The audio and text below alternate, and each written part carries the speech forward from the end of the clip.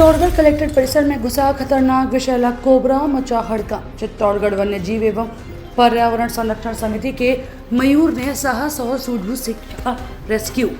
घायल नाग को दिया प्राथमिक उपचार।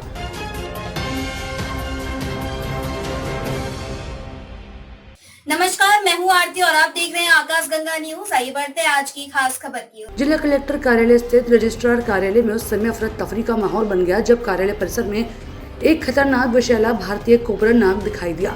अचानक नाग के दिखाई देने से कार्यालय में कार्यरत अधिकारी, कर्मचारियों एवं अपने कार्य से पहुंचे आमजन में हड़कंप मच गया। कुछ समय के लिए कार्यालय का कार्य भी प्रभावित हुआ और लोग भयवश सुरक्षित स्थानों पर हट गए। स्थिति को गंभीरता से देखते हुए तत्काल इसकी सूचना चित्तौड़गढ़ वन्य जीव एवं पर्यावरण संरक्षण की समिति को दी गई। सूचना मिलते ही समिति के प्रशिक्षित वन्य जीव रेस्क्यू सदस्य मयूर गोस्वामी बिना समय गवाए मौके पर पहुंचे। उन्होंने स्थिति का बारीकी से निरीक्षण किया और उपस्थित लोगों को शांत रहने और सुरक्षित दूरी बनाए रखने की समझाइश दी, क्योंकि सांप घायल अवस्था में होने के कारण काफी आक्रामक हो गया था।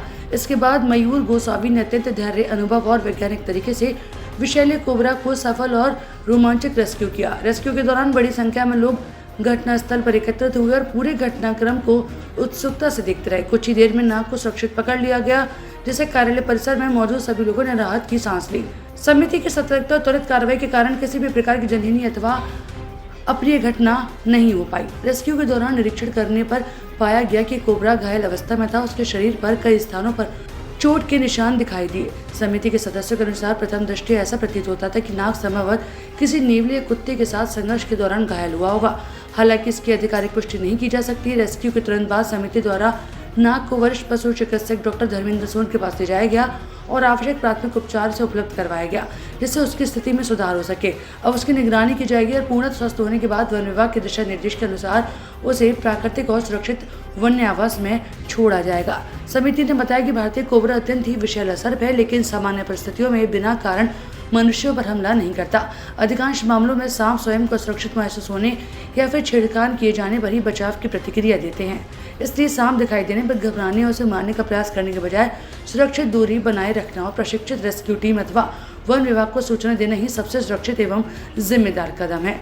वन्य जीव एवं पर्यावरण संरक्षण समिति के अध्यक्ष मनीष तिवारी ने आम जन से अपील की है कि वर्षा ऋतु के दौरान सांप और अन्य वन जीव अक्सर भोजन और सुरक्षित आश्रय की तलाश में मानव बस्तियों तक पहुंचते हैं।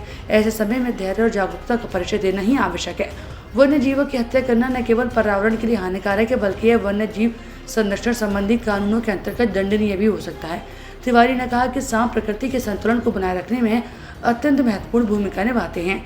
खेतों, गोदाम और आबादी वाले क्षेत्रों में चूहों जैसे हानिकारक जीवों की संख्या नियंत्रित कर किसानों की फसलों की रक्षा भी करते हैं और पारिस्थितिकी तंत्र को संतुलित बनाए रखते हैं। इसलिए सांपों के प्रति अंधविश्वास या भय के बजाय संरक्षण और सह अस्तित्व की भावना विकसित करना समय की आवश्यकता है। समिति ने विश्वास व्यक्त किया कि आमजन का सहयोग और जागरूकता ही वन्यजीव संरक्षण को मजबूत बना सकती है। चित्तौड़गढ़ वन्यजीव एवं पर्यावरणीय संरक्षण समिति भविष्य में भी वन जीवों के सुरक्षित रेस्क्यू, संरक्षण एवं वन जागरूकता के लिए निरंतर कार्य करती रहेगी। ऐसी खास खबरों को देखने के लिए बने रहिए आकाशगंगा न्यूज के साथ। आपको हमारी खबर पसंद आई हो तो खबर को लाइक करें, सब्सक्राइब करें व शेयर जरूर करें। आपसे फिर होगी मुलाकात, तब तक के लिए नमस्कार।